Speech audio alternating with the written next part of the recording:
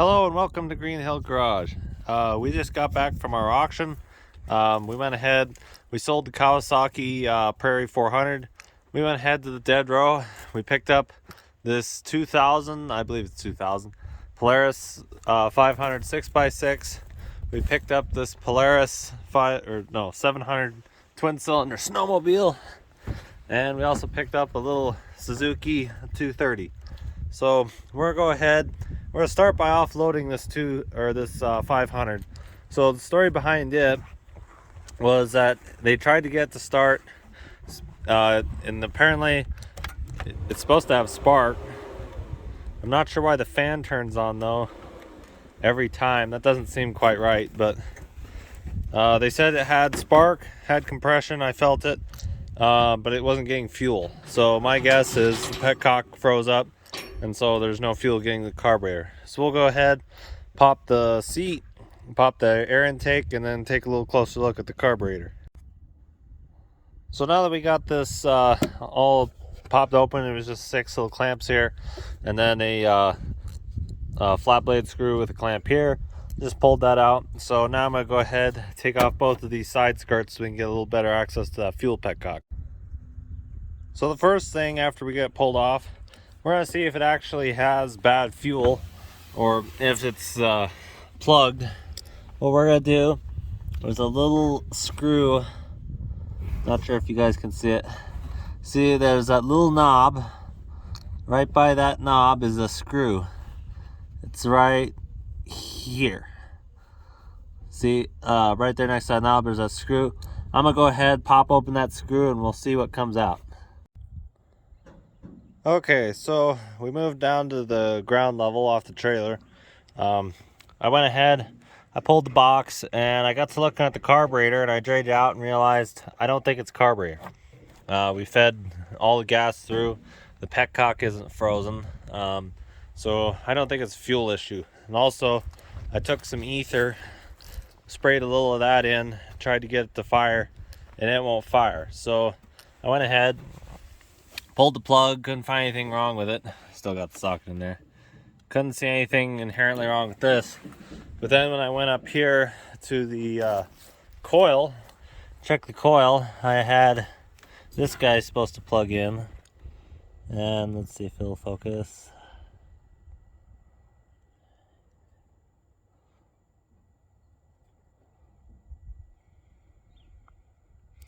You can just see it's all chewed up.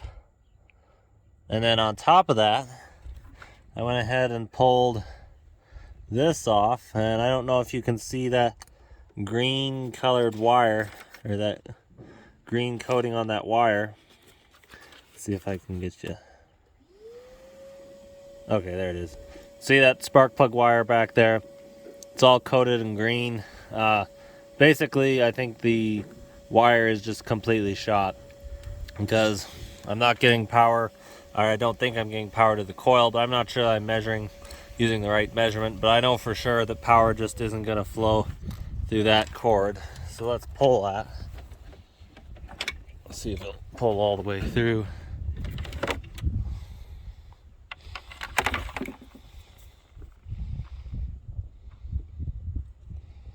Come on, camera. Yeah, that's just not going to flow any kind of current through it. So we're gonna need to go get a new spark plug wire, and since they're so cheap, I'll probably get a spark plug wire and coil all in one just to eliminate that. And then it looks like the rest of the wire is fine from there down, so I'll probably just splice on a new end connector here and we'll probably be good after that. So that'll be it for tonight. That's why I got parts to order. So we'll see you guys in the next segment of the video. Okay guys, we're back again for more 6x6 work. Got this in the mail. It's our little CDI ignition coil and spark plug boot and everything. I think it may even come with a spark plug. Let's see. Oh yeah, look at that. They gave us a spark plug. So we got it all. So what I'm gonna do, we gotta pop off here, hold on. Got to pop off this and get that out of our way. Still got the bolt and nut hanging on there. Go ahead, unbolt that. I've also still got to patch up this. Go ahead and throw on, got one down here. Dropped it, but anyway, got this to connect. So we'll crimp on a new one of those, and then we'll find our CDI. It came with an extra. I'm not sure that ours went bad, but we can go ahead and test it and see if it is. But yeah, we'll throw everything on and we'll see if it works. Alright guys, so it's the next day. So I did some more hunting around on the internet and I found our issue. So I should have done this sooner, but I went ahead and I disconnected the kill switch here. Let's see, here's the other wire. So went ahead and disconnected the kill switch, and all of a sudden we had spark. It may have also had probably to do with this, considering how corroded it was. It certainly didn't hurt to have a new one. But anyway, pulled that. Suddenly we had spark, so I plugged everything in, and I'll show you guys. Let's see. We may have disconnected the battery here. Hopefully our battery didn't die on us. Okay, there we go.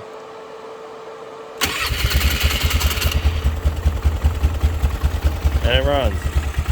Now what I can't figure out is why this fan's still going, but I think it has something to do with them rewiring it. It looks like they may have pulled it off whatever heat sensor it was. So I need to fix that, but let's see, it runs pretty well. It's running a little high. Let's see if we can turn it down a bit.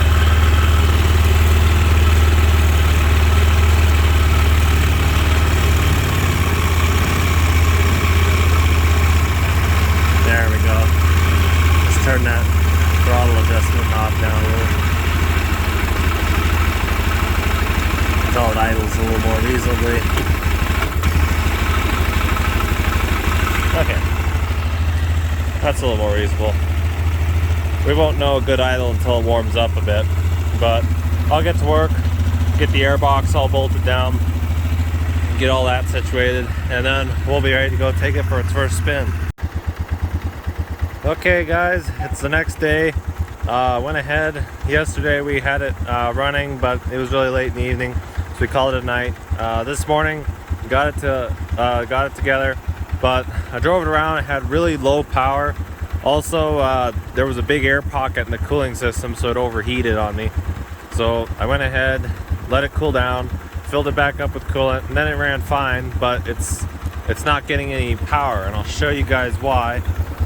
Basically what I discovered is on these carburetors there's a butterfly, and that's what the throttle opens, and then up over here there's a slide, and that slide will give us all our top end. So I'll show you guys here.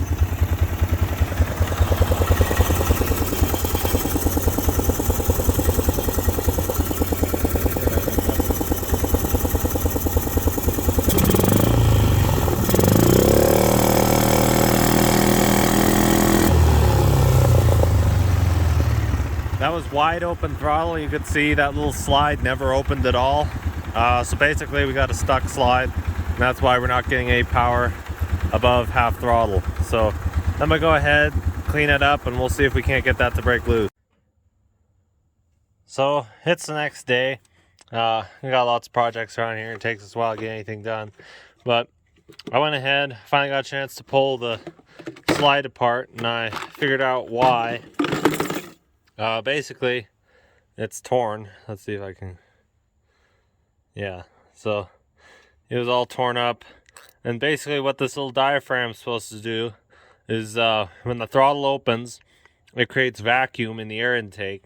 Then the vacuum is all pushed up against this diaphragm, or pulled, I should say, pulled up against this diaphragm and lifts this little slide up. And this slide is the main jet. This little needle opens up the main jet. So that's what that was. It just came right off the top of the carburetor. I had all these connections pulled apart, but I didn't pull all of the choke cable or the throttle cable. So I just pull it apart in here, but I'm gonna probably end up, I don't know if I'll have to take the gas tank off, but basically I hunt around. Nobody sells a diaphragm, so I just ordered a new carburetor on eBay. found it for like 30 bucks. Most of the others were around 50, so I don't know if you'll be able to find another one for 30. I figure around 50 if you're replacing a carburetor. But hopefully, well, it'll work, and then the diaphragm will actually work so we can get full throttle. So that was a little problem there. So we'll see you guys once I get the carburetor. Okay, we're back again. It's been about a week. We've just been busy around the farm. As you can see, we got a mess scattered from hell to breakfast. So what we did yesterday evening, I put the new bushings in. Let's see if I can get you guys a little better view. Yeah, brand new Delrin bushings on both sides. They were pretty hard. These bushings, I think they're made just slightly oversized. I end up spacing them out with the ring. That one kind of gummed up on me, but it still works. But yeah, we got rid of all the play in our steering, which was really nice. Got the new carburetor in. This carburetor, when I ordered it, I didn't realize it was a high output carburetor. It's a little bigger. So what I had to do was stretch out that intake boot a little bit. It wasn't too hard. Then I took a, not a Dremel, but a file that you'd put on a Dremel, put on a drill so it's lower speed, wouldn't burn up the rubber, and then bored that out. There's plenty of rubber to do it, so I bored that out so that it would fit a larger carburetor.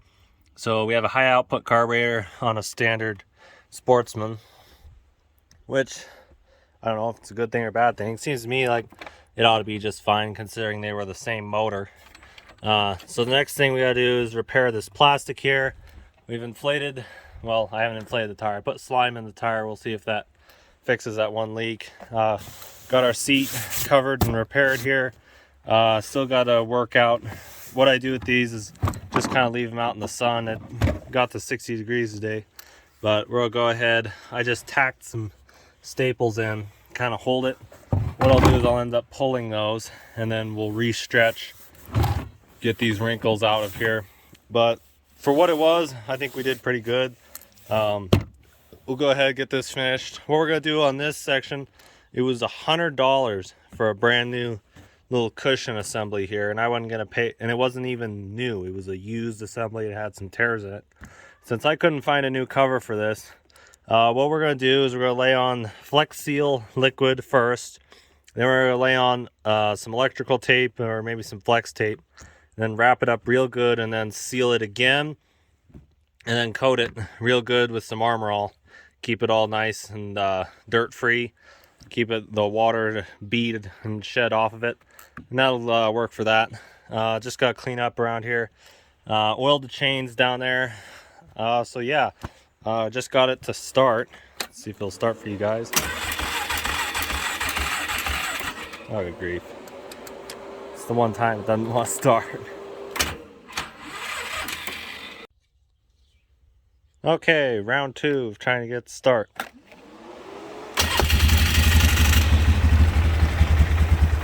So, I'm not exactly sure what went wrong there, but it seems to run just fine now. What I don't like though is how high, usually what happens is once you get these running, they kind of charge, and then it allows the or the little needle there will turn itself further down. Here, try to rev it just a little bit, bring it up in the RPM range.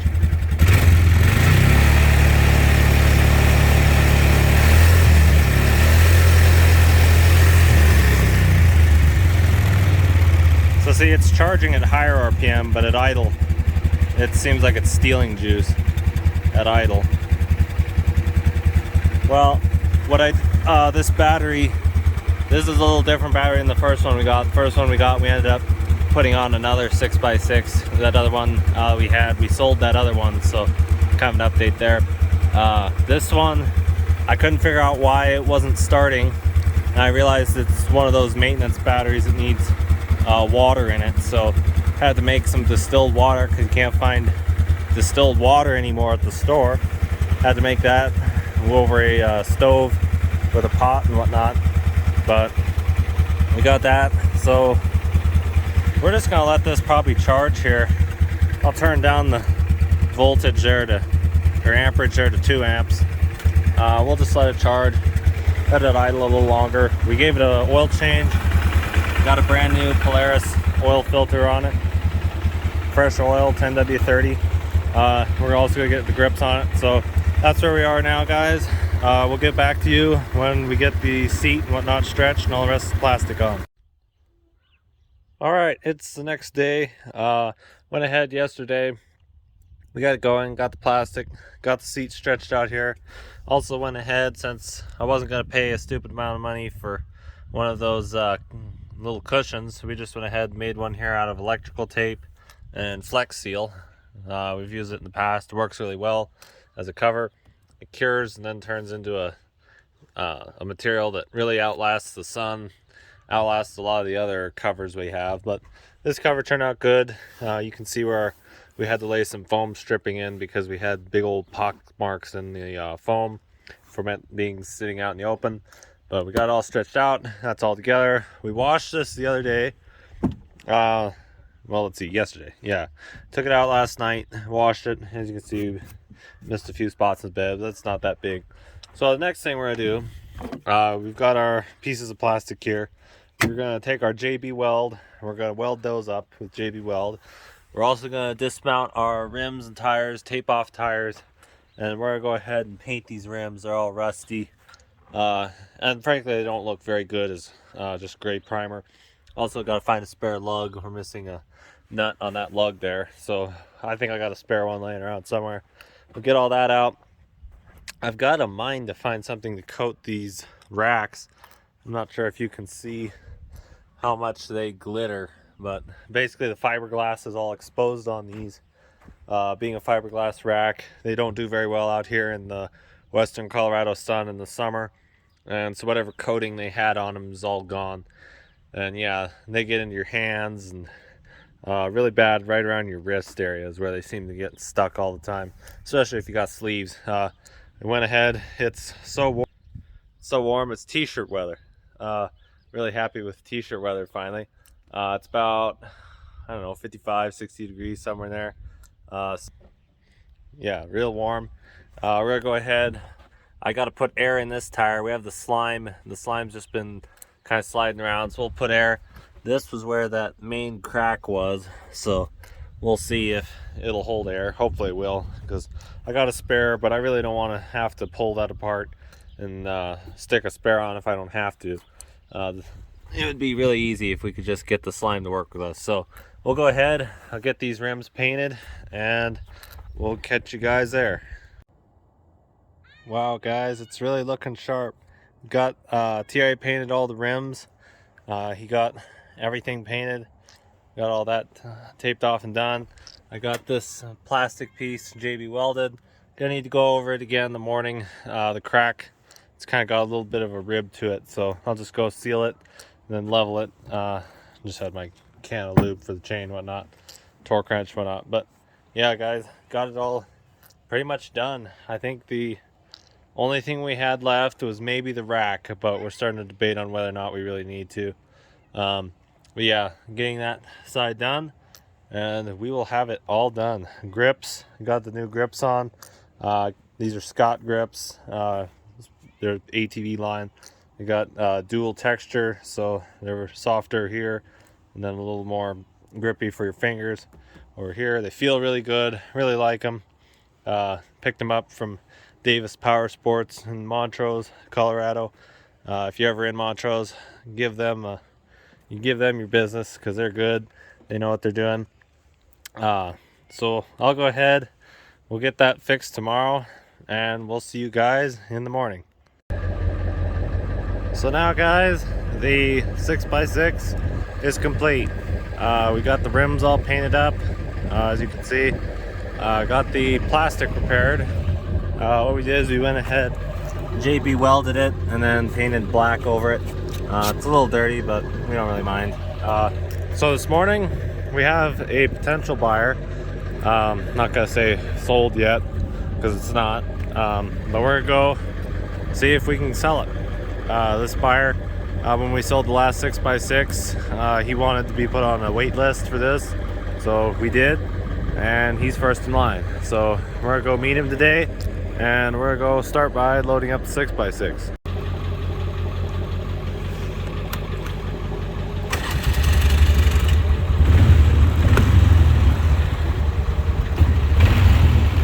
Runs really good.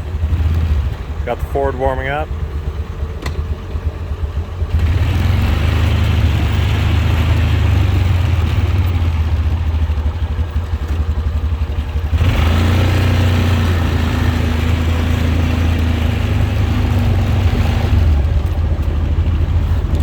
Want to be sure we're totally straight before we go load up onto these ramps.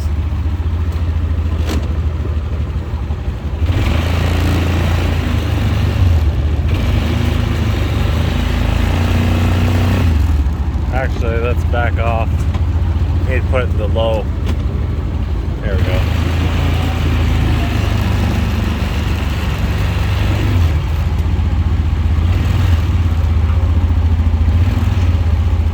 Alright. There we go. It's pretty painless loading a 6x6. So now I'll just go ahead, load up the ramp and call it. But this may very well be, and probably will be, the last video on the 6x6. So saying a final send off. Thank you all for watching. Please subscribe if you haven't already. Check out our other videos. We've got other 6x6. This one we just did bushings and whatnot, so it's basically identical to the last 6x6 video we did. Also, we got a suburban build coming up and more with the Kawasaki Mule. But this will be it. So thank you all for watching, and you all have a great day.